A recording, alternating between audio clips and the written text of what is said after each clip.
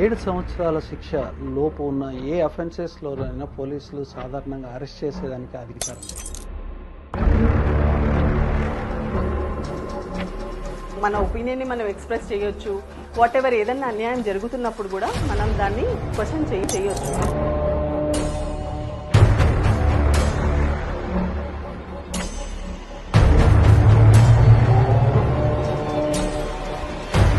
మనం భావ ప్రకటన స్వేచ్ఛను బాధ్యతాయుతంగా వాడుకోవాలి. విమర్శలు తప్పకుండా మనకు విమర్శ చేయదగ్గ అంశం అయితే బరాబర్ విమర్శ చేయాలి.